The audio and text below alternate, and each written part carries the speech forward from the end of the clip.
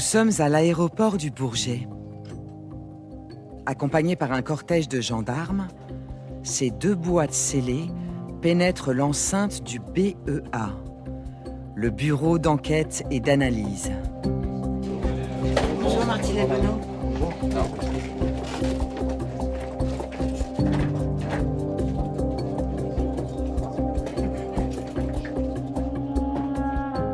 À l'intérieur de ces boîtes se trouvent les 2 enregistreurs du vol Rio-Paris. Ils ont été récupérés à 3900 mètres de profondeur.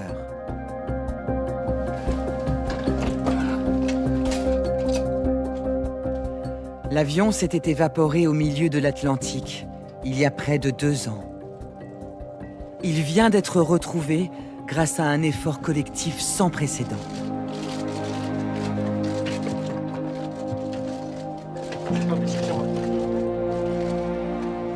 Ces boîtes noires contiennent la clé d'un mystère qui inquiète le monde entier et obsède la presse internationale depuis des mois.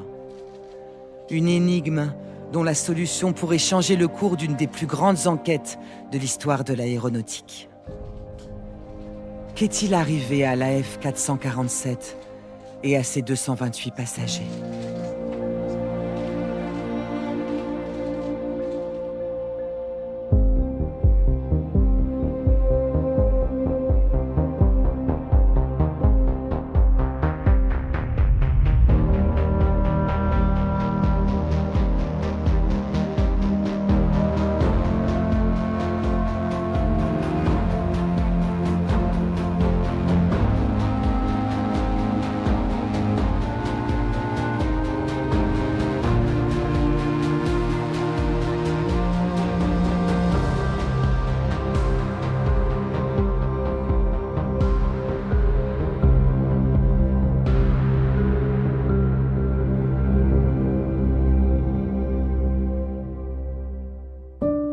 Le 31 mai 2009, à 22h29, le vol AF 447 décolle vers Paris.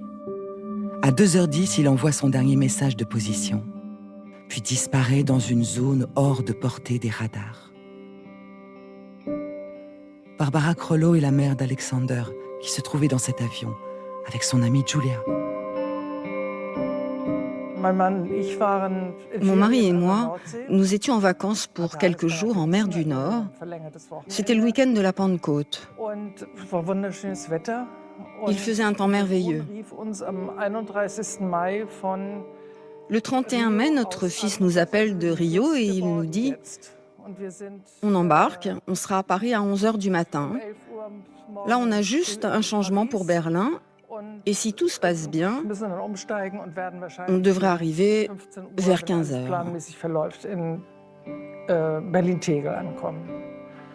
Le lendemain, c'était encore une très belle journée. Je me rappelle parfaitement du ciel bleu. On était en train de nager avec mon mari et j'ai pensé, moi je suis dans l'eau et mon fils, lui, il est au-dessus, dans le ciel. Aujourd'hui, je me dis, mon Dieu, en fait, il était déjà au fond de l'eau, à 4000 mètres de profondeur. À toutes les personnes attendant l'arrivée du vol Air France 447 en provenance de Lyon, de bien vouloir se présenter au comptoir d'information Air France, situé niveau arrivée du terminal 2E. On vous dit, il y a un avion qui a disparu. Enfin, c'est quand même incroyable. On vous dit qu'un vol d'une compagnie nationale sur un Airbus, donc c'est des compagnies qui sont quand même relativement bien maintenues, enfin, c'est considéré quand même comme une compagnie une des plus safe au monde, qui disparaît. Et il n'y a personne qui est foutu de vous dire où il est. Il est extrêmement rare qu'un avion de ligne commerciale se volatilise ainsi. En quelques heures, cette disparition fait la une des médias du monde entier.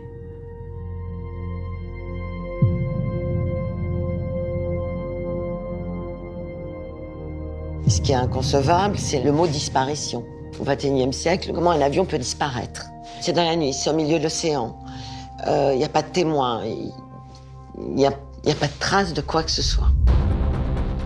Très rapidement, des moyens considérables de la marine française et de l'armée de l'air sont envoyés sur la zone. C'est une véritable coalition internationale qui se forme, déployée par la France, mais également le Brésil et les États-Unis. Frégates militaires, sous-marins nucléaires d'attaque. À ce stade, les familles continuent d'espérer.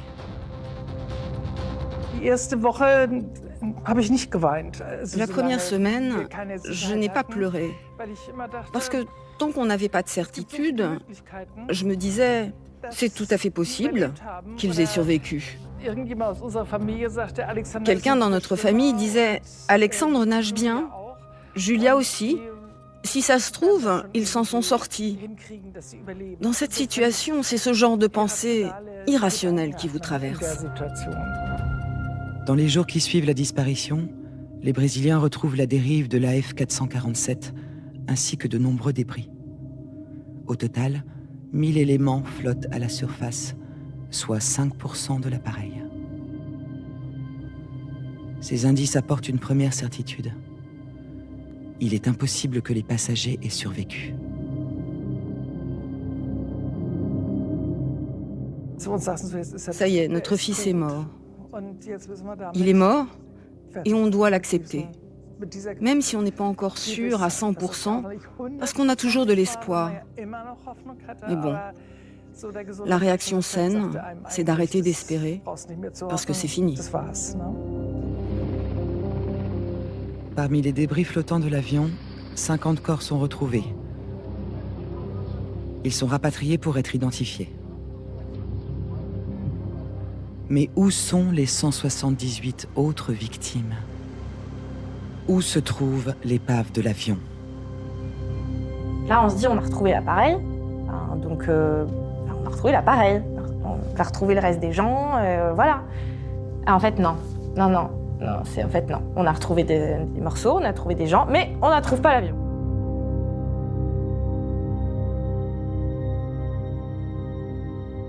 Quand vous perdez un proche sur un accident de la route, je pense que vous souhaitez quand même savoir les conditions dans lesquelles c'est arrivé, comment il est parti, comment on aurait voulu savoir s'ils ont souffert ou pas.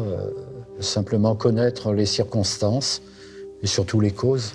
Les causes, c'est important. Dans les jours qui suivent l'accident, l'enquête est prise en charge par le Bureau d'enquête et d'analyse pour la sécurité de l'aviation civile, le BEA. C'est dans ces bureaux que les enquêteurs vont élaborer toute leur stratégie. Leur objectif, retrouver les boîtes noires qui permettront de comprendre ce qu'il s'est passé. D'emblée, ils sont conscients que cette enquête sera exceptionnelle. Ils décident donc de filmer l'intégralité des recherches qui vont se dérouler loin de tout. À la tête de ce bureau, Paul-Louis Herslagnan, une référence en matière de sécurité aérienne. Il a l'habitude des crises. Pourtant, depuis le 1er juin, les inquiétudes se bousculent dans sa tête. Cet accident, ses causes, est-ce qu'en les comprenant, nous pouvons en éviter d'autres? Est-ce qu'il n'y a pas actuellement d'autres avions qui risquent d'avoir un accident, peut-être pas identique, mais comparable? Qu'est-il arrivé à cet A330? Panne technique? Erreur de pilotage? Face à ce grand point d'interrogation, impossible de rester les bras croisés. Ce n'est pas normal qu'un avion tombe du ciel sans que personne ne sache pourquoi. Il y a tellement de gens qui prennent l'avion chaque jour. Alors bien sûr, il y a eu des rumeurs sur une bombe, sur un acte terroriste. Et jusqu'à ce qu'on connaisse la vérité, personne n'est à l'abri. On ne sait pas s'il y a eu un problème avec l'avion ou sa maintenance. Tant qu'on ne l'a pas retrouvé, personne ne peut savoir ce qu'il s'est vraiment passé. Qu'est-ce qui a coûté la vie des 228 passagers et membres de l'équipage? Où repose-t-il désormais dans l'immensité? Bien que les indices soient rares, les enquêteurs gardent leur sang-froid. Ils s'appuient sur la dernière position connue de l'avion. À partir de là, Il trace un cercle de 75 km de rayon et délimite ainsi la zone des recherches. Falaises, pics, grandes plaines. Sous l'eau, ce relief très accidenté en fait l'une des zones les plus mystérieuses et les plus hostiles de la planète. C'est dans ces immensités qu'a disparu le pilote Jean Mermoz, 70 ans avant le Rio-Paris, sans jamais être retrouvé. C'était comme si on recherchait un petit élément dans une partie de la Suisse, pratiquement une grande partie de la Suisse. On était quelque part en train de rechercher une aiguille dans une botte de foin.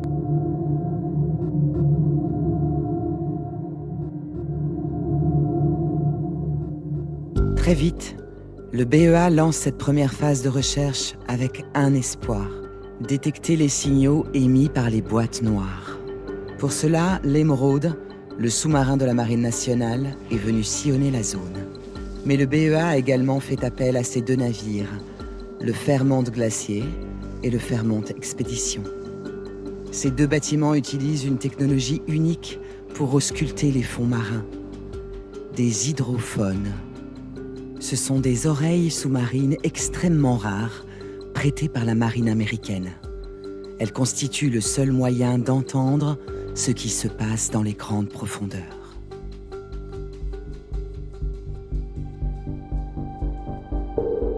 Objectif : écouter les sons émis par les balises présentes sur les boîtes noires de l'avion. Dans le jargon, on les appelle les pingers. Une fois immergés, ils émettent un signal régulier, toutes les secondes. Mais dans l'immensité, détecter ces pingers est un défi immense. Il faut tout d'abord que les balises aient survécu à l'impact au moment de l'accident. Et surtout, qu'on les retrouve dans les 30 à 40 jours, durée maximum de l'émission du signal. Situation, votre position. Alors actuellement, Le BEA est engagé dans une véritable course contre la montre. Airbus, Air France, les familles des passagers. Tout le monde suit chaque jour avec attention ce qui se passe en mer. position dans le carreau M39. Il faut trouver. Il faut qu'on trouve. De toute façon, on n'a pas le choix, il faut qu'on trouve. On a 30 jours pour trouver, il faut qu'on trouve. Et on avait tous les moyens, on avait les meilleurs moyens possibles, à bord et sur les autres navires, pour trouver. Pour coordonner cette armada de moyens, le BEA a aussi affrété cet immense navire, le Pourquoi pas.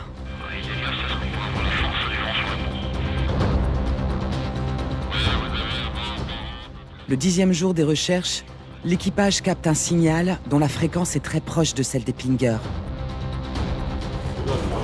Que dalle, hein. Je l'ai entendu là. C'était sur cette branche-là. C'était sur cette branche-là. Si en plus on retrouve un signal là. Avec cette détection, les enquêteurs sont pleins d'espoir. Pour en avoir le cœur net, ils décident de mettre à l'eau un robot sous-marin, le Victor. Avancez la plage arrière qui prend en l'air, mettons en bonne position. À bord, la tension monte. Le Victor est sorti. Ce véhicule sous-marin est unique au monde. Il est capable d'intervenir jusqu'à 6000 mètres de profondeur.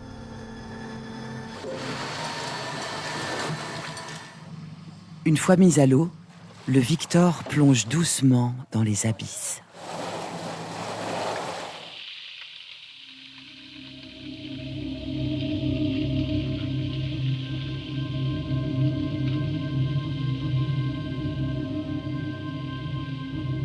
Ouais, Victor, t'es largué. Donc tu mets 30 degrés sur la droite et tu peux commencer à avancer doucement. J'ai pas d'autocar. Il lui faut 2 heures pour atteindre le fond, à 4000 mètres de profondeur. Une descente contrôlée depuis cette cabine du navire.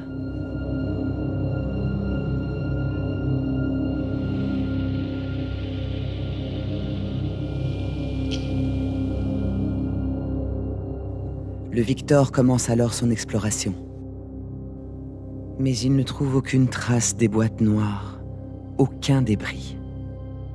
Après 48 heures, Les équipes comprennent leur méprise. Les sons émis viennent en fait probablement de baleines. La fréquence de leurs cris est très proche de celle des pingers. Et là, on se dit non, c'est pas vrai, on n'a pas perdu ces 2 jours pour un banc de baleines. C'est pas ça qu'on cherche, c'est pas ça qu'on est venu chercher. Et là on est en colère. Là, on est en colère. On a perdu 2 jours, c'est une grosse frustration. Il y a eu des baleines. On confond le bruit des boîtes noires avec celui des baleines. Donc c'est vraiment très professionnel quand vous voyez ça de l'extérieur, vous vous dites bon, ce serait quand même bien de vérifier avant de parler, quoi, parce que je crois qu'on ne se rend pas bien compte de l'impact que ça peut avoir côté famille, d'aller se communiquer sur des informations sans vérifier la fiabilité de ces dernières. Nous, on vit que pour ça, en fait, depuis le 1er juin 2009. Si on a bien une bataille à mener, c'est celle-là. Je veux dire, les gens qui sont montés dans cet avion, il n'y a personne qui voulait mourir, hein. Donc nous, il faut qu'on sache pourquoi ils sont morts. Parce que sans ça, vous ne pouvez pas continuer à vivre. C'est extrêmement difficile.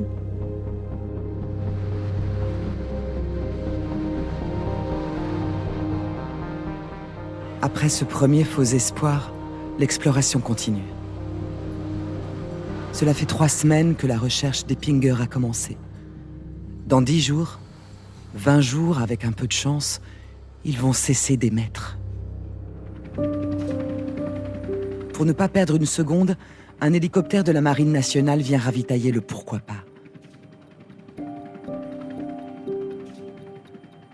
Pour tenir jusqu'à la fin de la mission, des vivres sont élitreillés.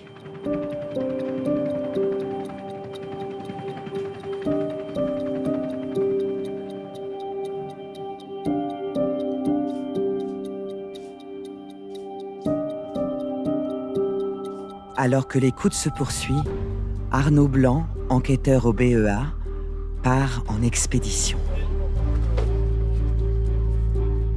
Direction le Ventose, une frégate présente sur zone depuis l'accident.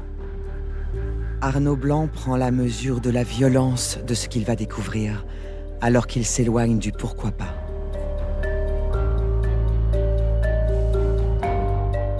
C'est sur le Ventose que les premiers débris flottants de l'AF 447 ont été repêchés. Bonjour. Bonjour. En l'absence des boîtes noires, ces débris sont les seuls éléments tangibles pour faire avancer l'enquête. Bonjour. Bonjour. À l'arrivée.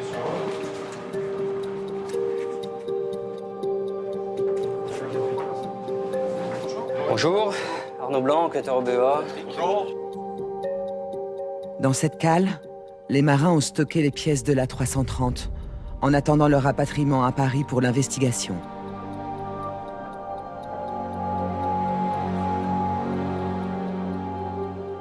Coffre à bagages, masque à oxygène, pièces de la cabine. Ces éléments ne sont que la partie émergée de l'iceberg. C'est la première fois qu'on voit quelque chose de concret. Jusqu'à présent, on sait que cet avion a disparu. Mais on n'a jamais rien vu de cet avion. Le fait de voir concrètement des morceaux d'avion, des morceaux de siège, des morceaux de bagages, effectivement, là on sait, ça y est, on est dedans.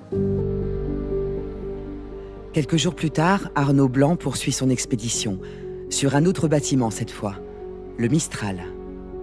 Ce porte-hélicoptère a récupéré les pièces les plus imposantes du Rio-Paris. L'enquêteur est accompagné de gendarmes, car les débris sont aussi des pièces à conviction pour l'instruction judiciaire. Une enquête ouverte parallèlement à celle du BEA.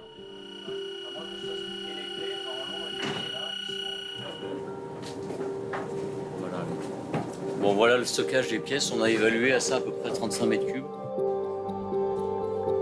Aucun indice ne doit être négligé. Cet homme vêtu d'une blouse blanche est un spécialiste d'Airbus. Il est venu pour identifier les pièces de l'A330. C'est la 1015. Un carénage de mon réacteur. C'est tous les masques, oui, masques, même ceux qui sont tombés, oui. Ils ne sont pas dépliés. Non, non, parce Ils que... sont encore repliés. Oui, les sachets, on voit bien qu'on n'a pas respiré dedans. Ils n'ont pas été déclenchés. C'est-à-dire, normalement, après, tu tires et tu as le... Tu ouvres le robinet pour ouvrir l'oxygène.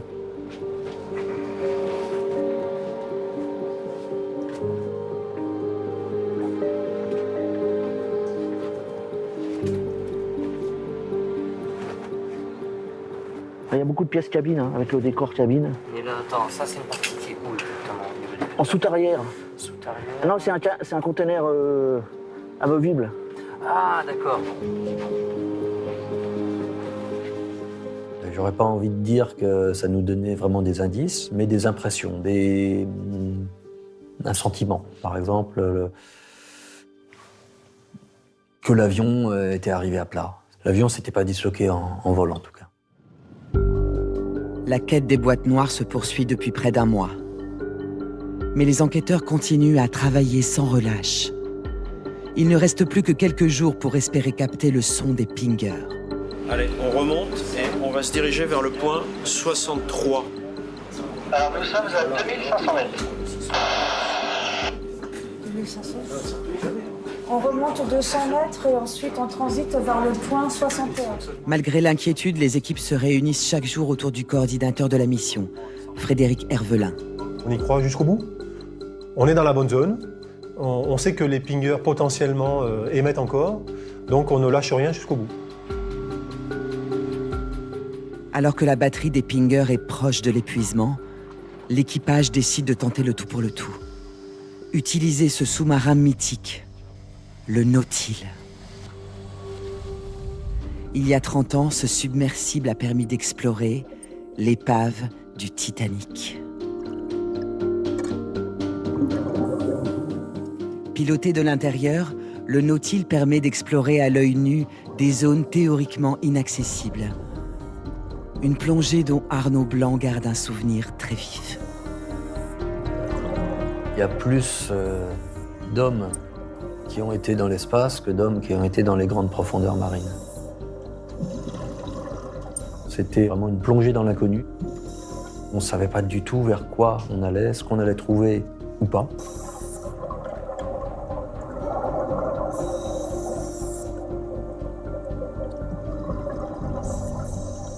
Vous avez des reliefs absolument monstrueux, avec des parois basaltiques verticales sur des dizaines de mètres de hauteur, voire des centaines, où il n'y a rien. Où il n'y a rien du tout.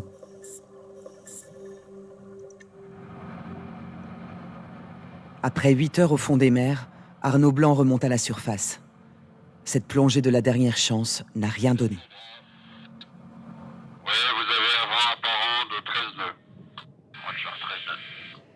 Ça y est, les enquêteurs viennent d'atteindre la date butoir.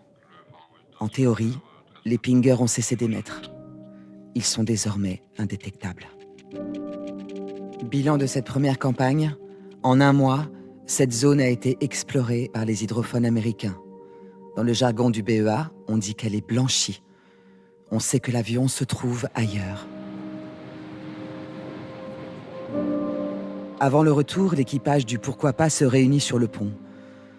Une étrange cérémonie s'improvise autour du commandant Philippe Guillemet.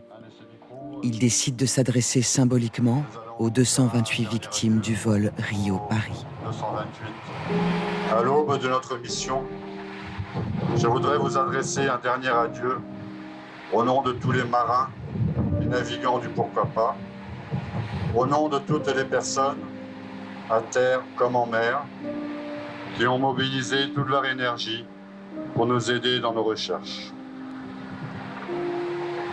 Je voudrais que vous sachiez que sur le Pourquoi pas, chacun d'entre nous a donné le meilleur de lui-même pour tenter de percer le mystère du drame qui vous a arraché à la vie.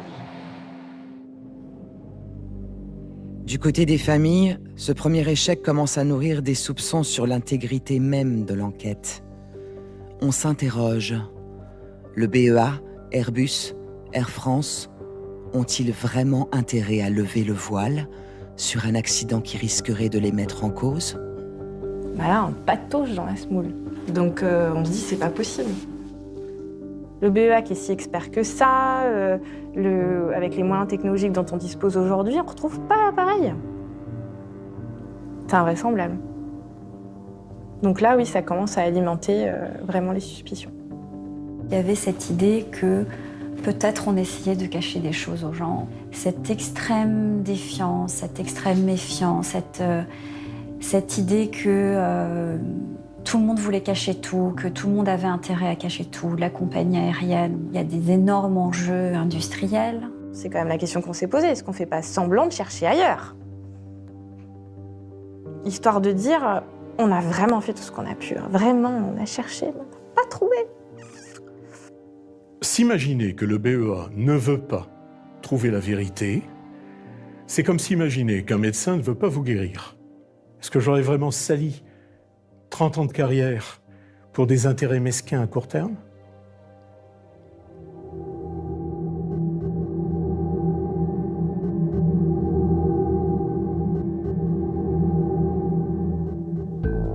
Malgré l'échec de la phase 1, malgré les rumeurs, pas question pour le BEA de baisser les bras. Et puisque l'on ne peut plus compter sur les pingers, c'est ce nouvel engin qui va être utilisé. Un sonar remorqué haute résolution. Il est conçu pour l'étude géologique détaillée des fonds marins. Ce sonar est traîné par un câble de plusieurs kilomètres. Contrairement aux hydrophones qui étaient passifs, il projette sur le fond marin des ondes acoustiques dont il analyse la réflexion. Si le sonar passe au-dessus d'un débris dans une zone découverte, ce débris va être repéré car sa réflexion sera singulière. Mais si les débris se trouvaient au fond d'une crevasse ou sur un pic montagneux, le sonar aurait toutes les chances d'être aveugle. La réflexion des pièces pourrait se confondre avec celle de la roche volcanique. Il faut donc analyser le fond marin dans ses moindres recoins, afin d'essayer de comprendre où pourrait se cacher l'épave de l'avion. Olivier Ferrante, le responsable de toutes les recherches en mer du BEA, a embarqué sur le pourquoi pas. Il sait que sur ces immenses relevés, la moindre anomalie pourrait le mener sur une piste. Yeah, the scale is important. And yeah, and this item is 250 meters out.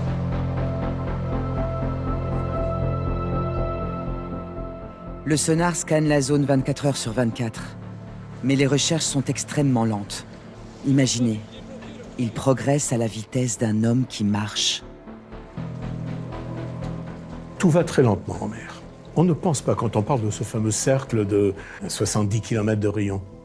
Ça faisait une surface qui fait à peu près le double de la Corse. C'est grand. Quand on cherche des débris qui vont être dans quelques kilomètres carrés au maximum, c'est très difficile. Quand vous êtes famille, vous en fichez de savoir qu'on utilise telle ou telle chose, quand vous voulez, c'est du résultat.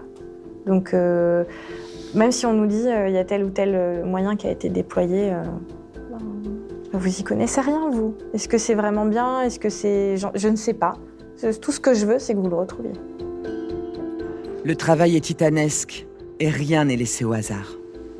En cas de doute sur les échos du sonar, le Victor est mis à l'eau. Olivier Ferrante ne quitte pas les écrans des yeux. Mais après 22 jours de recherche, toujours aucune trace de l'AF 447. Environ 9 millions d'euros ont été dépensés. Et l'on n'en sait guère plus qu'au premier jour. Durant cette deuxième phase, seul ce petit rectangle a été blanchi. Olivier Ferrante était pourtant parti, plein d'optimisme. Retourner bredouille d'une phase de recherche, c'est très dur pour le moral. C'est un sentiment d'échec. On ne revient pas complètement bredouille, puisqu'on a blanchi une zone, mais quand même, cet avion demeure introuvable.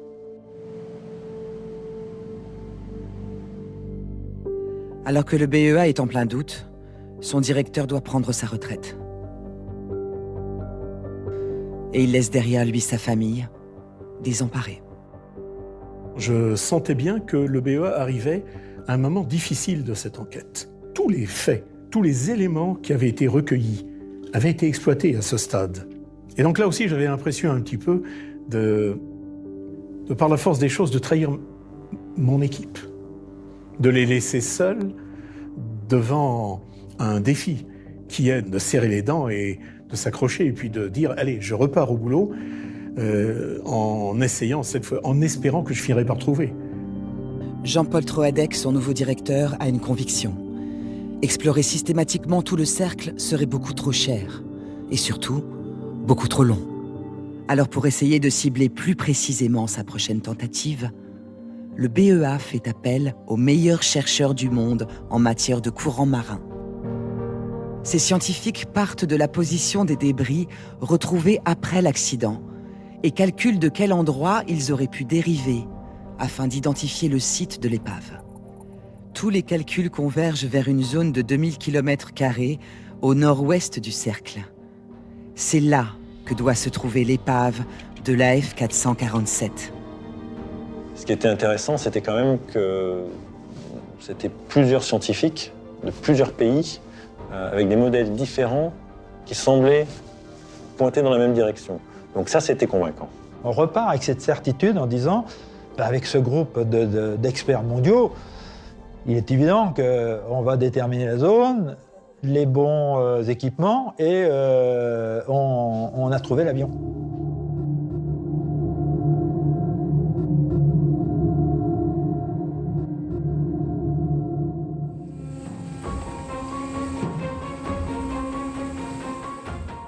Nous sommes sur le port de Recife, au Brésil, 9 mois après l'accident. Les 2 navires affrétés par le BEA, le Seabed Worker et l'Anne Candice, lèvent l'ancre.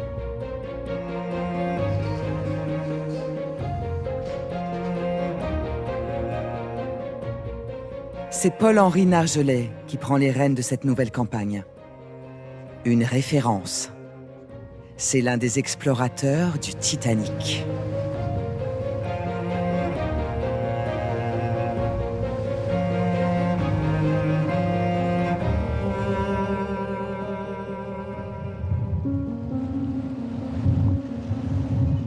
À peine arrivé sur zone, l'équipage du Seabed Worker prépare son nouvel engin.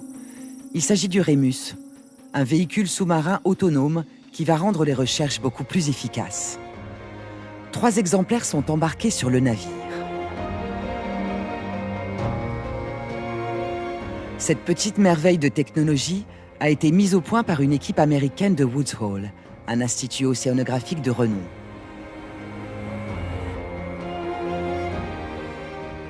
C'est un engin un peu chirurgical. On arrive à faire quelque chose d'extrêmement précis avec, et en même temps, ils vont vite.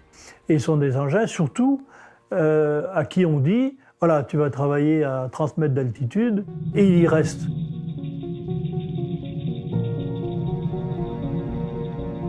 Une fois arrivé au fond, le Remus déclenche son sonar. Il fonctionne comme un véritable drone sous-marin. S'adaptant au relief, il sonde les profondeurs avec une précision chirurgicale. À proximité du fond, il déclenche son appareil photo, permettant ainsi de visualiser ce qui se trouve vraiment au fond de l'eau.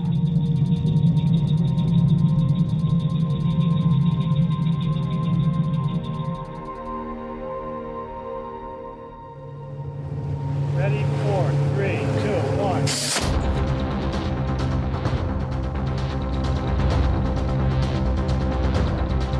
La mise en œuvre simultanée de ces 3 Remus est exceptionnelle.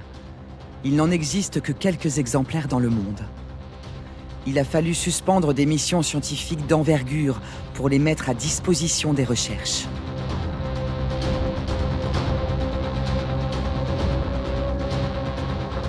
Régulièrement, l'équipage remonte les Remus pour extraire et analyser leurs enregistrements.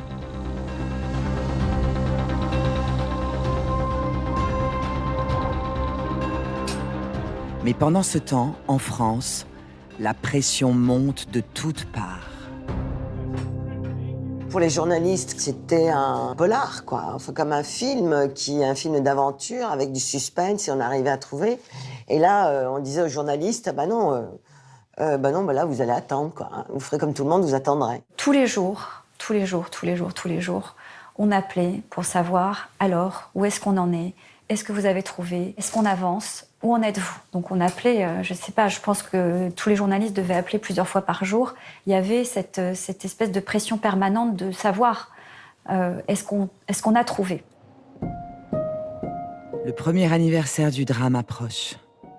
L'attente des médias et des familles se fait de plus en plus pressante. Au BEA, malgré les échecs, les doutes, les faux espoirs, le mystère du vol AF447 demeure une obsession de tous les instants.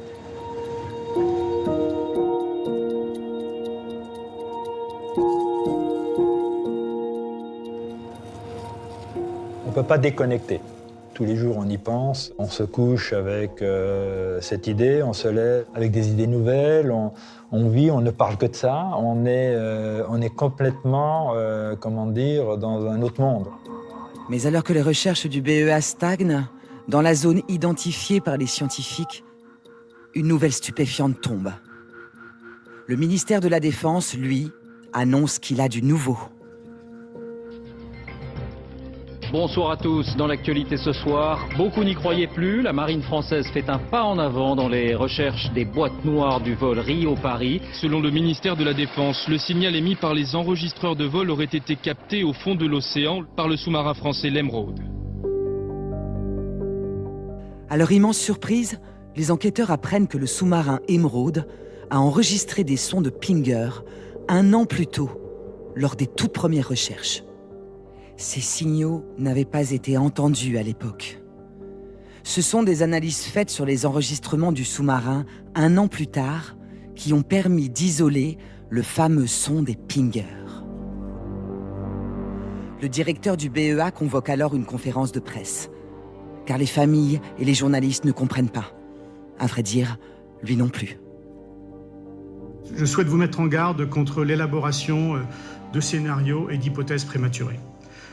Tout d'abord, nous n'avons pas encore localisé l'épave. Nous pensons qu'elle a de bonnes chances d'être là, mais on a peut-être été suffisamment optimiste, trop optimiste dans le passé pour avoir des certitudes.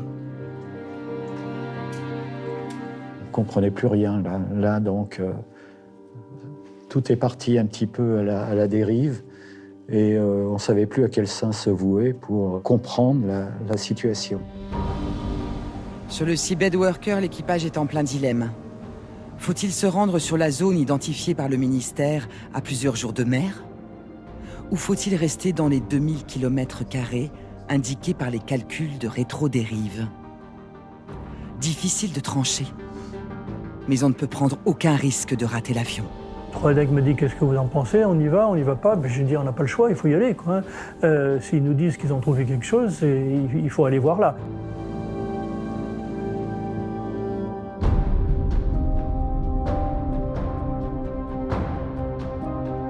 Paul-Henri Dargelais ordonne donc de mettre le cap au sud-ouest. Et le Seabed Worker fait route vers l'autre bout du cercle des recherches. Le navire est maintenant sur zone, juste au-dessus des points de détection du sous-marin de la Marine nationale. Aussitôt, les Rémus sont mis à l'eau. À en croire le ministère, les boîtes noires de la F447 et leurs secrets se trouveraient juste là. À bord, tous les enquêteurs sont mobilisés.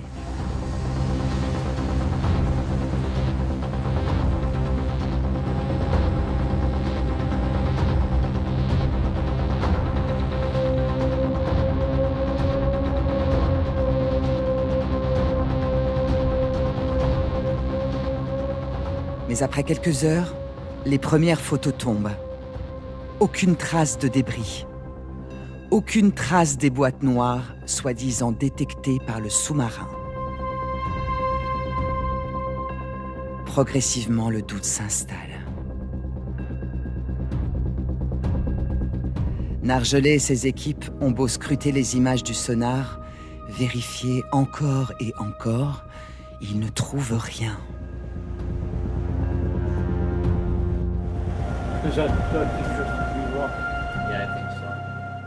Le troisième jour, un rendez-vous téléphonique est pris avec le BEA à Paris. Car Olivier Ferrante, lui, a des nouvelles. Et elles sont pour le moins surprenantes. Allô? Donc on voulait vous informer un petit peu des derniers événements, des derniers rebondissements. Donc vous êtes bien, comme on dit, vous êtes bien assis? Bah écoute, oui, on est bien assis, ouais. Très probablement, le sous-marin a enregistré des sons qui venaient de l'intérieur du bateau. Très probablement un opérateur qui se faisait l'oreille sur un enregistrement de Pinger.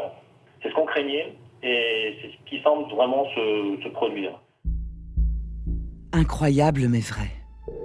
En analysant les enregistrements, le BEA a découvert que les signaux ne provenaient pas de l'extérieur du sous-marin, mais de l'intérieur même du bâtiment.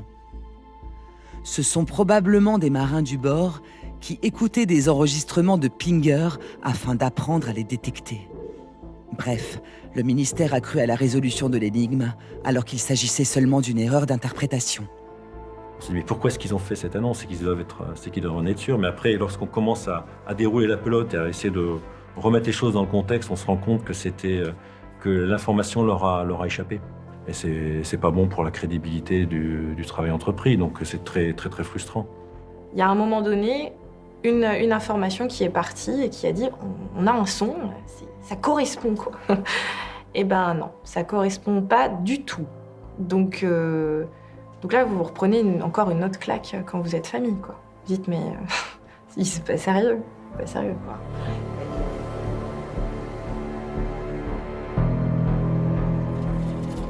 Sur le Seabed Worker, l'atmosphère est lourde. L'équipage va retourner dans la zone précédente. Mais le cœur n'y est plus. On vient de perdre 8 jours de recherche pour une énorme méprise. Environ 21 millions d'euros ont été dépensés pour les 3 premières phases. Perfect shot. Okay, slow and steady with that now because you're hooked up to the line. Yeah, just a little longer. Then we're just gonna throw it when he's got most of it gone. You can let that go.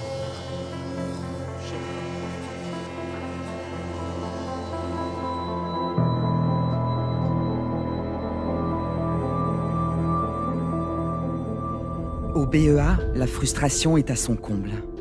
L'avion semble introuvable. Le mystère, insoluble. Les enquêteurs s'interrogent. Qu'est-ce qui peut bien clocher dans les recherches? Et si la zone identifiée par les scientifiques n'était pas la bonne? En modélisant les courants, ils avaient déterminé la zone de recherche pour la phase 3. Et si ces savants calculs étaient tout simplement faux? En réunion, Jean-Paul Troadec et Olivier Ferrante comprennent qu'il faut tout remettre à plat. Ils décident de repartir de choses très concrètes. De voir sur le terrain comment fonctionnent réellement les courants marins. Le BEA largue ainsi sur la zone des bouées équipées de GPS afin d'observer leurs dérives. En 15 jours, le résultat est stupéfiant. Les différentes bouées prennent chacune des trajectoires imprévisibles. Un constat s'impose. Dans cette zone au milieu de l'Atlantique, les courants sont en fait totalement aléatoires. Les calculs qui ont orienté les recherches depuis des semaines ne valent absolument rien sur le terrain. Toutes ces études de rétrodérive qui ont été faites par des gens très compétents. Moi, je suis allé en particulier voir une équipe chinoise qui était à côté de Boston et qui était impressionnante parce qu'ils avaient un ordinateur gigantesque, etc. Ils connaissaient beaucoup de choses.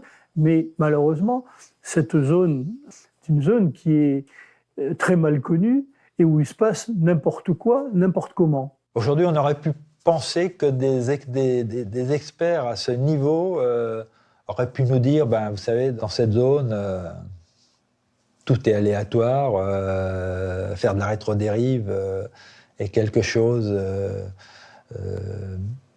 pratiquement impossible. J'en dirai pas plus.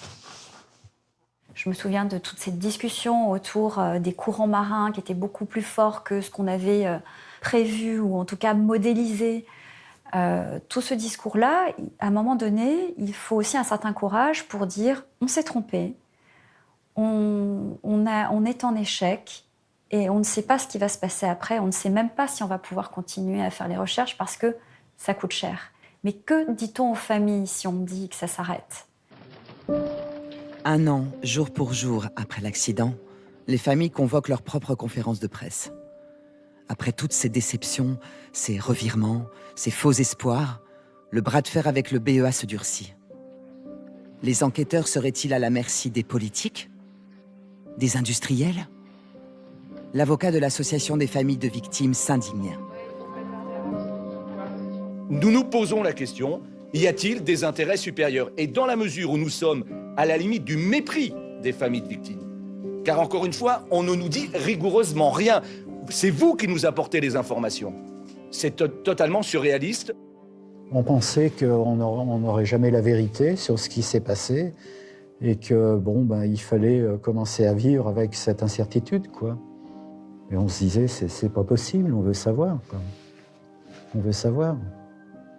Là, c'est le désespoir. Enfin, c'est le désespoir. On se dit, ça s'arrête là. Mais après, vous êtes obligé de vous lever le matin, vous êtes obligé d'aller bosser, vous êtes obligé de continuer votre vie. Donc les jours passent, avec toujours dans un coin de votre tête, ça, dire on attend des nouvelles et les jours et les mois passent. On était à peu près sûr que le BEA n'avait pas fait tout ce qui était en son pouvoir. Pour nous, la stratégie n'était pas la bonne et on ne s'est pas privé de leur en faire part.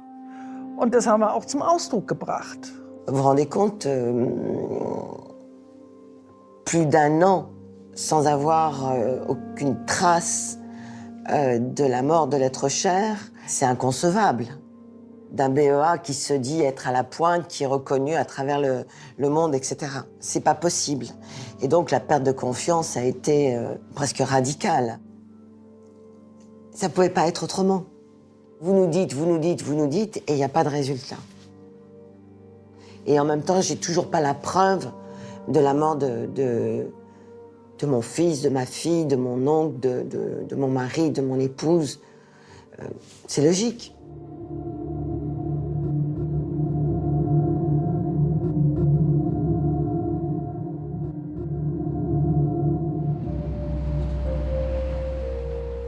Après 10 longs mois d'interruption, les recherches reprennent.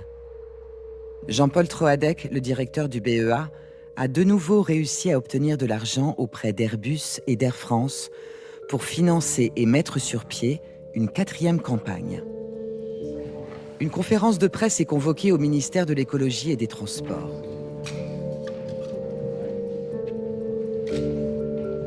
Face aux journalistes, les responsables du BEA, Thierry Mariani, secrétaire d'État chargé des Transports, mais aussi des Américains, experts de l'exploration sous-marine, les inventeurs du fameux Rémus. Nous sommes dans une situation qui n'a jamais été rencontrée dans l'histoire de l'aviation, c'est-à-dire tenter de retrouver une épave d'avion tombée dans des fonds très accidentés et de très grande profondeur et dont la position n'est connue qu'à quelques dizaines de kilomètres près. Ça n'a jamais été fait. C'est donc sur la base d'une stratégie d'exploration systématique de la zone du cercle de rayon de 75 km, non encore explorée par les moyens d'imagerie acoustique, qu'est lancée cette nouvelle campagne, dont les détails pourront être donnés par les représentants de l'Institut Woods Hole. Après la phase 3, nous sommes plus que jamais confiants en notre capacité d'explorer ces reliefs, mais aussi en notre stratégie. Scanner chaque endroit au moins 2 fois. Nous sommes à peu près sûrs que si l'avion se trouve dans cette zone, nous serons en mesure de le localiser.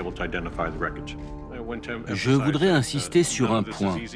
Tout cela n'est pas facile du tout, c'est très exceptionnel. Pour explorer ces profondeurs, il faut être à la pointe de l'océanographie mondiale.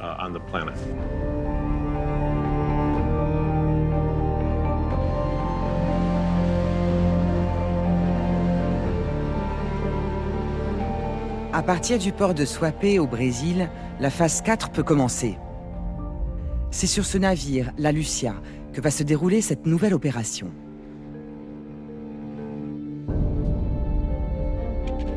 Objectif, chercher d'abord autour de la dernière position connue de l'avion et explorer ensuite l'ensemble du cercle, coûte que coûte.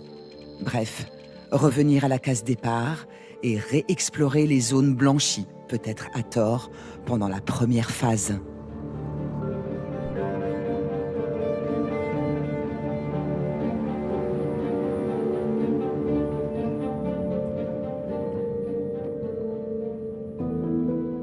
Cette nouvelle mission est menée par Jean-Claude Vital, un des enquêteurs du BEA. Sans le vouloir, il va devenir un des personnages clés du mystère de l'AF 447. Une fois sur zone, le travail se met très vite en place. Jour et nuit, inlassablement, les 3 Rémus multiplient les plongées, revenant sur les traces du pourquoi pas. Le navire qui, il y a plus d'1 an, avait coordonné l'écoute des pingers. Le 9e jour, tout bascule. Mike Purcell, l'inventeur des Rémus, interpelle Jean-Claude Vital. J'étais en train de manger, c'était un soir, et Mike vient me voir à côté, là, il me dit « Là, Jean-Claude, on a quelque chose qui pourrait ressembler à un écho. »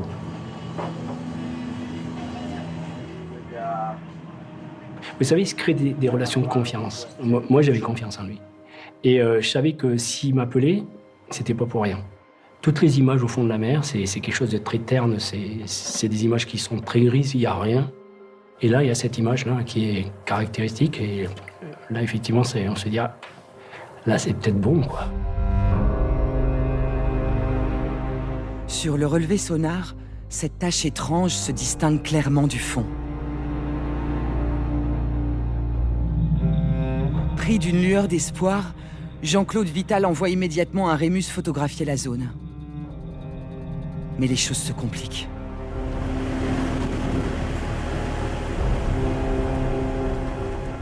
Et puis il y a une tempête, quoi. Donc là, enfin une tempête, c'était l'eau, on n'a pas pu remonter le Rémus, donc il a fallu attendre plusieurs heures encore, le temps que la mer se calme, pour pouvoir récupérer le robot.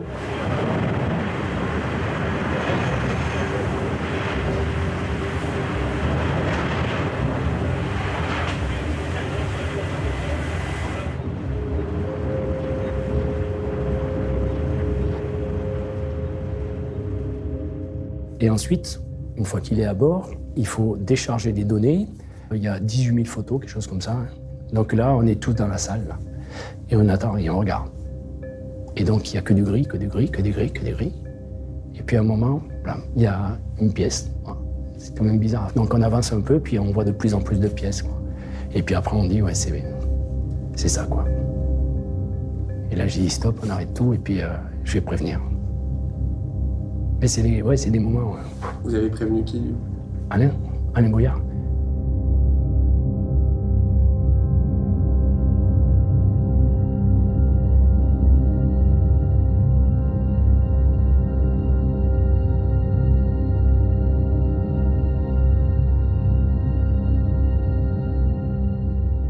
Jean-Claude Vital m'a appelé, je crois que c'était un samedi matin, vers 6h, le 2 avril.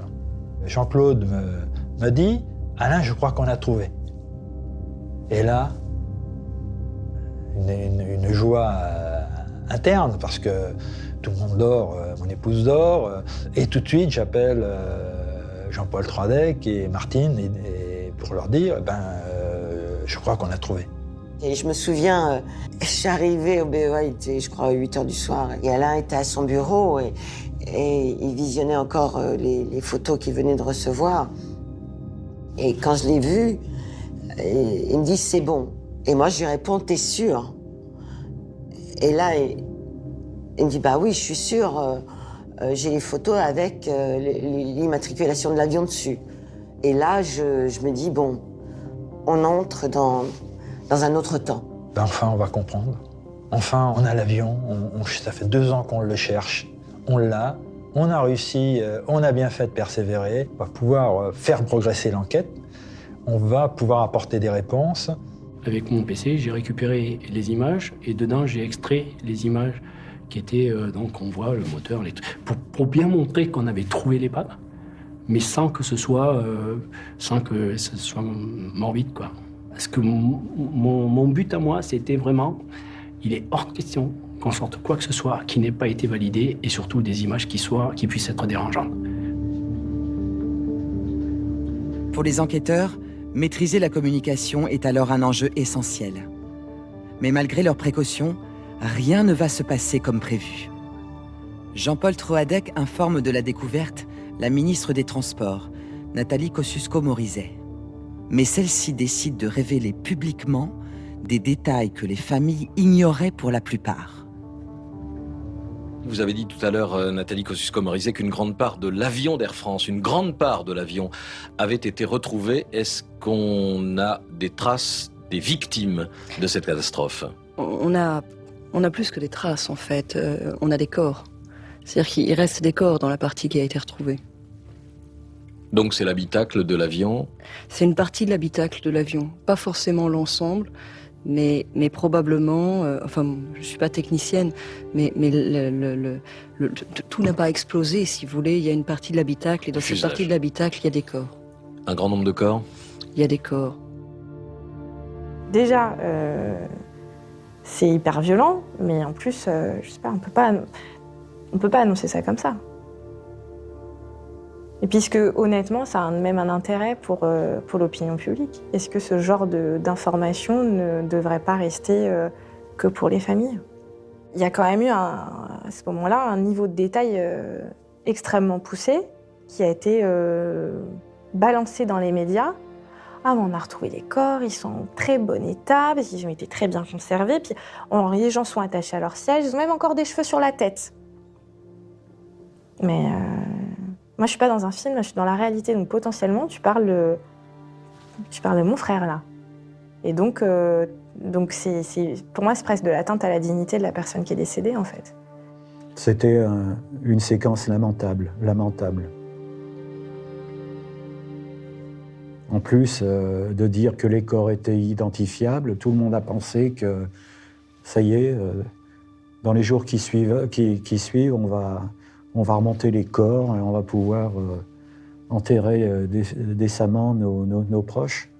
Donc c'est ce que tout le monde a pensé. Donc ça a donné un espoir, si on peut parler d'espoir. Mais enfin bon, ça a quand même réconforté beaucoup de gens sur cet aspect-là.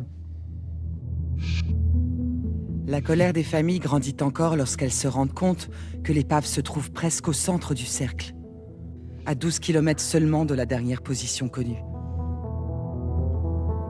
Un endroit que les enquêteurs, après la phase 1, avaient éliminé de leurs recherches. Ayant sillonné le secteur avec leurs hydrophones sans faire de détection concluante, ils avaient blanchi cette zone. Aujourd'hui encore, certains proches des victimes ne comprennent pas ce qu'il s'est passé. Beaucoup avaient insisté pour que l'on explore en priorité autour de la dernière position connue. C'est quand même assez surprenant, et même c'est une question de bon sens. On commence déjà par chercher, là on retrouve des éléments où c'est le dernier signal, enfin, on va pas aller chercher aux quatre coins du globe. Donc il y a beaucoup de colère, oui, parce que ces 2 ans-là, je pense que tout le monde s'en serait bien passé. Mais vraiment. Mais tout le monde, hein. Si une aiguille me file entre les doigts, où est-ce que je la cherche? Là-bas ou juste ici? Juste ici, non?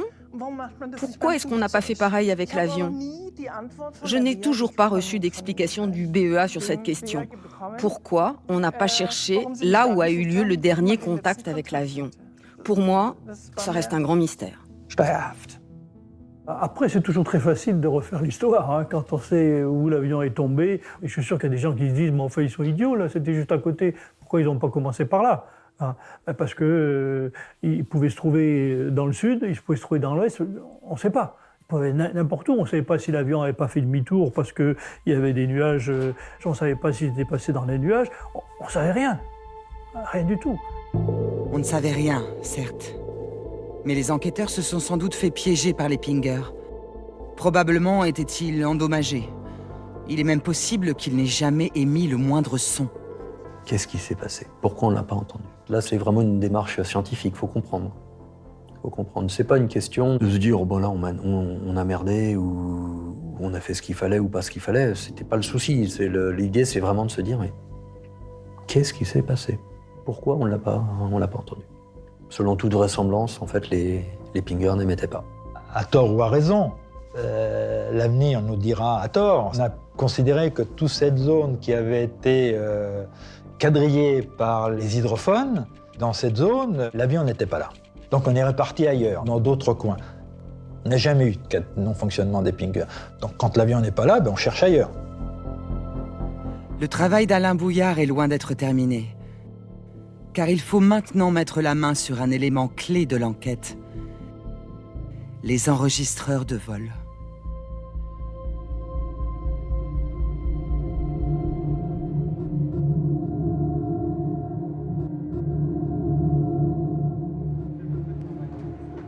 Alain Bouillard est venu en personne mener cette recherche inédite. Monsieur Bouillard. Je suis Kabelov, ici à bord. Le commandant m'a demandé de s'arrêter. D'accord. 22 mois après la disparition de la F-447, commence la 5e et dernière phase des recherches en mer du vol Rio-Paris.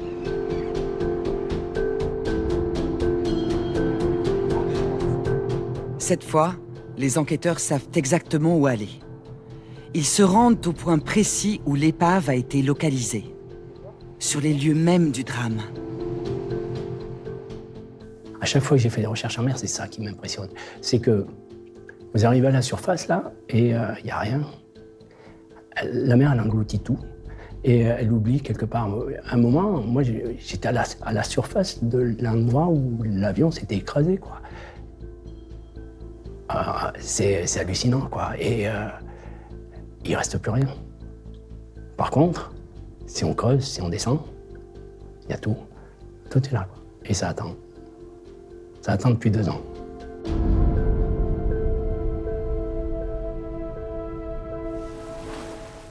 Arrivé au-dessus du champ de débris, l'équipage plonge ce robot sous-marin, le Remora. Grâce à lui, les enquêteurs vont explorer le site de l'épave, à la recherche des 2 enregistreurs du vol AF-447. Une équipe de techniciens contrôle le robot, relié au navire par un câble de plusieurs kilomètres. After you look at this, you gotta take those turns out of your cables. Stop a minute. Zoom. Okay, now it's interesting. Roger that. Heading out. Any idea? This is a box door. It's a passenger door? Yes. That's all you know? La tension est palpable. En découvrant l'épave, les enquêteurs prennent la mesure du drame qui s'est produit ici. Okay, and where's that door from this point? We don't know. That's what we're trying to Here, explore. right? Yeah, it was straight, and that was where we were. Les Rémus ont pris 85 000 photos du site. Elles sont assemblées comme un immense puzzle grâce auquel les enquêteurs tentent de se repérer.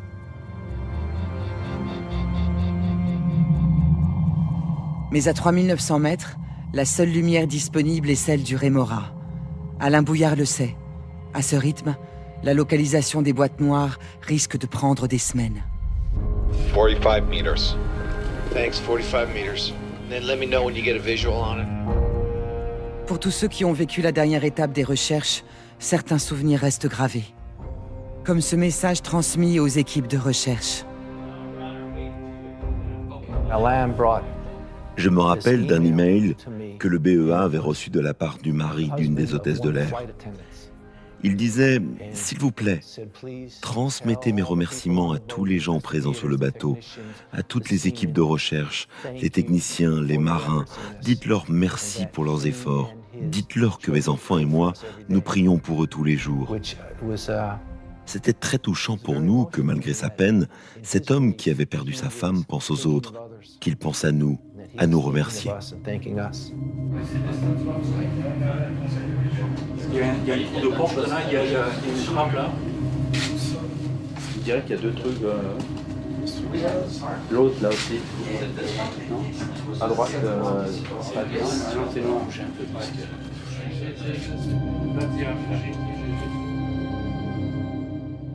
Sur le champ de débris, à la recherche des boîtes noires, les enquêteurs découvrent des morceaux de l'avion, parfois reconnaissables. Éléments du fuselage, pièces de la cabine, et même le siège du copilote. J'ai été aperçu déjà. Donc là, les deux sangles, une là, et là-haut, on voit pas bien. Parce que le siège copie, il a la couloir large à droite, et le siège captain, il a la couloir large à gauche. Vous arrivez à lire? Ouais. Remonte un peu, il y a des inscriptions en dessous. L'exploration se poursuit durant plusieurs jours. Et le troisième jour, l'espoir surgit. Alain Bouillard et son équipe identifient le châssis de l'une des boîtes noires. Mais l'espoir est de courte durée, car la partie de la boîte qui contient les données s'est détachée sous le choc. Delta Romeo dash 134. 114. It should be 114. Okay, it might be a one. It can be. 1 and 4 are sure. Yeah. Et si les enregistreurs étaient introuvables, enfouis sous le sable? À bord, la tension monte. Sans les boîtes noires, Alain Bouillard ne pourra jamais comprendre ce qu'il s'est passé. C'est colossal hein, comme travail, parce que tout ça va être... c'est des jours et des jours de travail. Quoi. On va découvrir, moi je ne peux pas croire qu'on ne puisse pas trouver. Quoi. Et j'ai quand même le sentiment qu'il y a des zones sur lesquelles on n'est pas passé. Mais malgré les doutes, les déceptions, la fatigue, les équipes ne renoncent pas. Et puis, le vent tourne. La ténacité paye enfin. Ça pourrait être dessous quand même. Les pattes. Si, c'est ça. C'est bon ça. C'est ça, hein. C'est ça. Quelqu'un peut appeler Alain? La vache. Ah, ça y ressemble. Ouais. C'est ça, l'étiquette. Deux vols.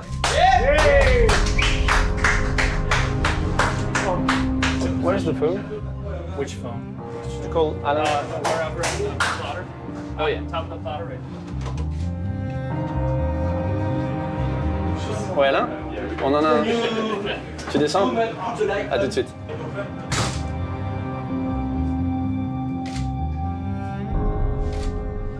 Donc on bloque... Ouais, c'est ce que j'ai dit parce qu'ils allaient. Le capitaine est venu, il est au courant. Par contre, c'est le DFDR? on sait pas. Pour l'instant, on n'a pas d'infos. On voulait Ok, donc que je tu demande sois là le pour le blackout. tourner. Ouais. Après, moi je préviens tout de suite 3 decks. Ouais, il n'y a que celle-là. Une fois cet enregistreur trouvé, il faut l'identifier. S'agit-il du FDR, l'enregistreur de paramètres du vol, ou du CVR, l'enregistreur de conversation dans le cockpit? Les deux sont évidemment très importants, mais chacun joue un rôle très différent dans l'enquête. Le PN, c'est le 617-6096-014. J'ai l'honneur de vous annoncer qu'on a l'enregistreur de paramètres. Good teamwork. Yeah. Good teamwork. International teamwork. Thank you. Appreciate it. Comme ça. Capitaine. Le bras articulé du robot s'empare de la minuscule boîte. Trajectoire de l'avion, altitude, paramètres moteurs. Ce petit cylindre orange contient potentiellement plus de 1500 données différentes sur le vol. Elle devrait permettre de répondre à la question que tout le monde se pose depuis 2 ans. Que s'est-il passé à bord du Rio Paris? Come down. Yeah, come down. Come down. Either that or shoulder that, but I just come down. Drop it. Money in the bank. 3 heures plus tard, l'enregistreur de paramètres sort de l'océan.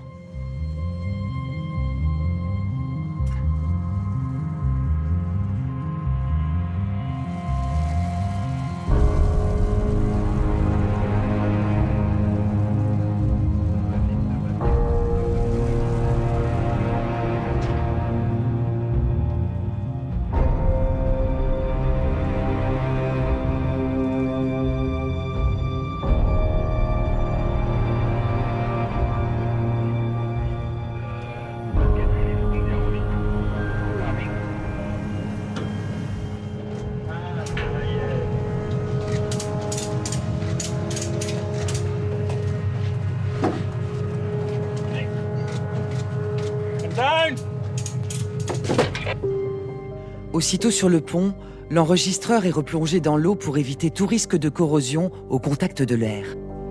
Les enquêteurs ne veulent prendre aucun risque avec les précieuses données.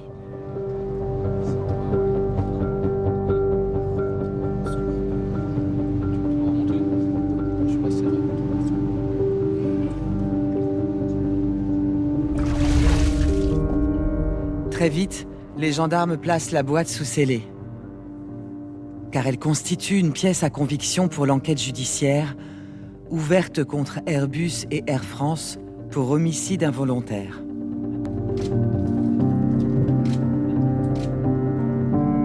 Ok.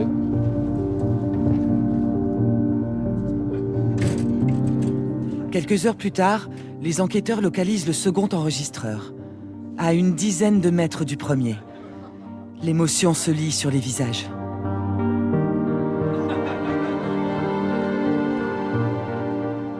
Le BEA, l'industrie aéronautique, les familles et la presse du monde entier attendent ce moment depuis 2 ans.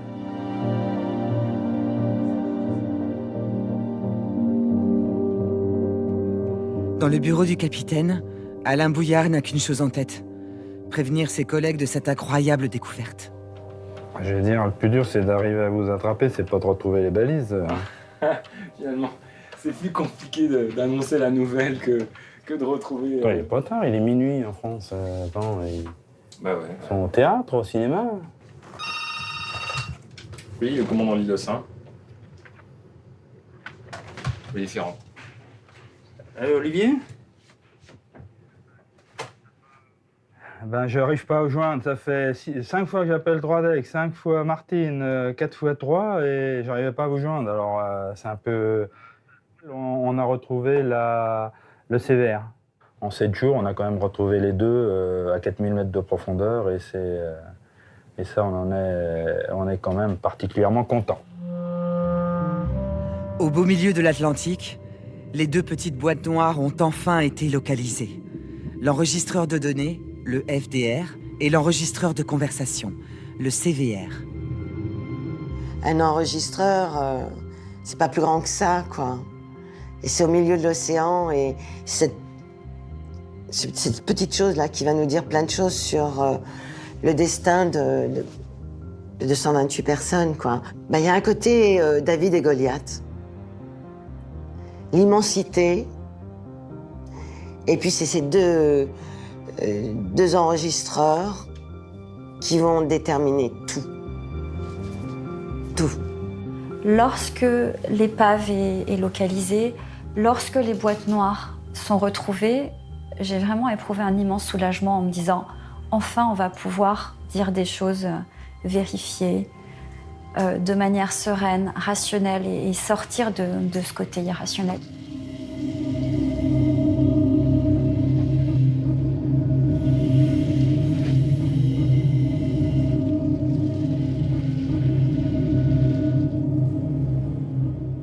Il aura fallu 176 jours de mer et pas moins de 31 millions d'euros pour retrouver ces 2 boîtes noires et peut-être enfin comprendre les causes du drame. Ouais, il est pas trop amoché quand même. Hein.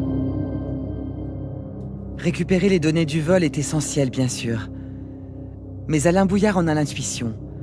La compréhension de l'accident viendra probablement de cet enregistreur-là, celui qui a capté les dernières conversations dans le poste de pilotage.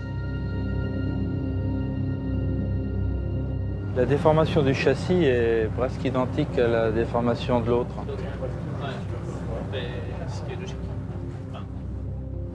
En espérant maintenant que l'état intérieur sera aussi beau que l'état extérieur.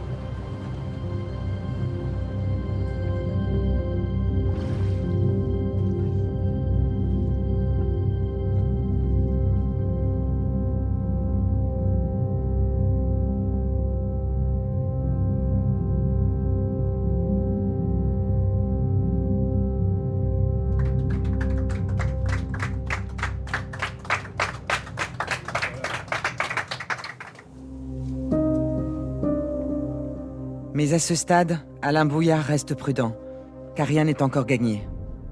Si les boîtes noires s'avéraient inutilisables, certains débris pourraient apporter des informations très précieuses.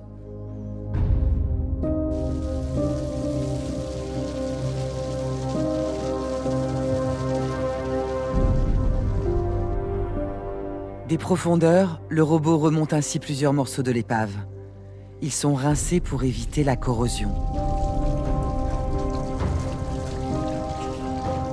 Je pense qu'il y a un peu de matière organique quand même dessus. Progressivement, un étrange balai se met en place. Pendant plusieurs jours, les restes de l'A330 disparus le 1er juin 2009 refont surface.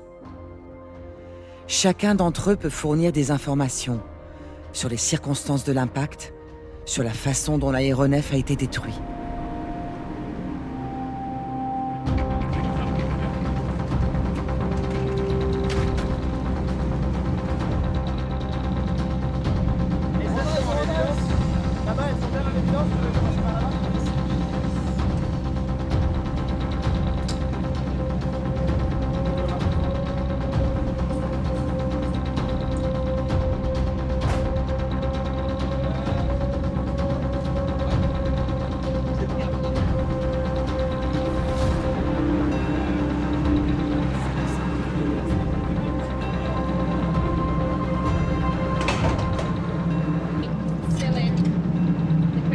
Okay, quick release, yes. We've got the right and left black strap.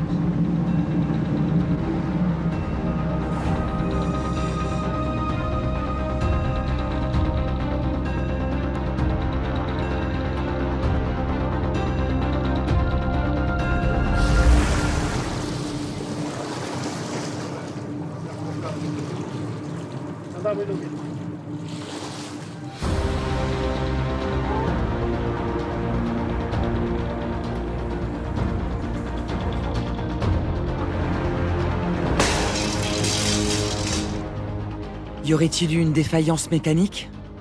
Pour le savoir, l'examen de ce moteur pourrait se révéler déterminant. En tout cas, à ce stade, aucune hypothèse ne peut être écartée.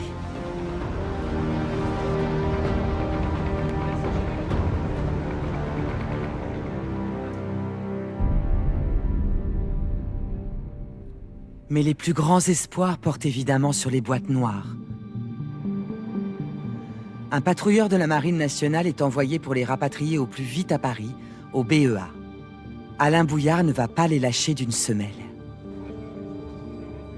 Trouver les boîtes, c'était une première étape. Les lire était l'étape la plus importante. Là, on avait toujours ce doute avec les enregistreurs et on avait d'autant plus ce doute qu'elles étaient restées 2 ans par 4000 mètres de fond. Il n'y avait pas de certitude. Toutes les précautions sont prises. On attache aux boîtes noires des bouées pour éviter le pire. Leur chute dans l'eau serait une catastrophe.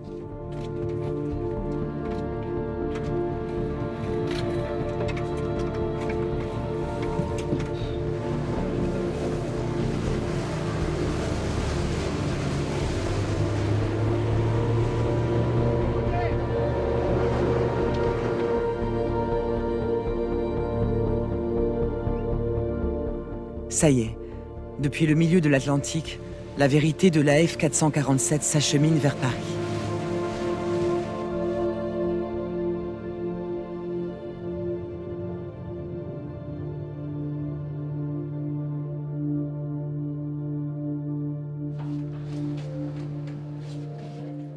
Quelques jours plus tard, au BEA, arrive le moment clé, l'ouverture des enregistreurs de vol. Une opération qu'attendent les enquêteurs, l'industrie aéronautique et la presse du monde entier depuis 22 mois. Un moment pour lequel les familles des 228 victimes se sont battues inlassablement depuis le 1er juin 2009. So you guys will want to kind of take the puck in layers. Don't get too greedy, going too deep right off the bat. Just kind of work your way down, just layer by layer, work your way down until you see the surface of the... On est tous confrontés déjà à l'odeur qui émane de ces enregistreurs, une odeur de vase, qui nous laisse présager plutôt de mauvaises choses sur l'état des cartes électroniques qu'à ce moment-là, nous ne voyions pas encore. Les enquêteurs du BEA commencent par l'enregistreur de paramètres. L'extraction des cartes mémoire se fait en présence des représentants de l'enquête judiciaire. Toute l'opération est d'ailleurs filmée pour plus de transparence. Il est 18h37. Léo. Vient ensuite le tour de l'enregistreur de conversation. VR 120-12 768. C'est même sur le bord là. Ouais, moi j'y vais parce que là ça bouge pas là. Après 2 ans à 3900 mètres de profondeur, il est en plutôt bon état.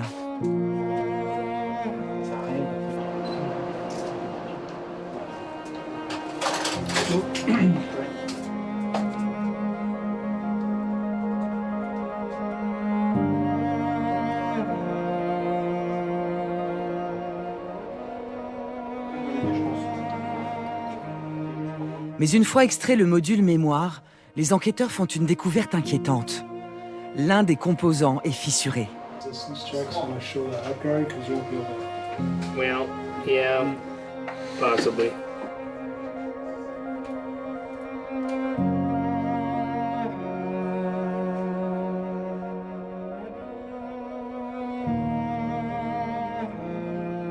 Après des heures de séchage pour enlever l'humidité, de nombreux examens, des réparations, il est l'heure de mettre les enregistreurs sous tension. L'anxiété est palpable. Au BEA, tout le monde retient son souffle. «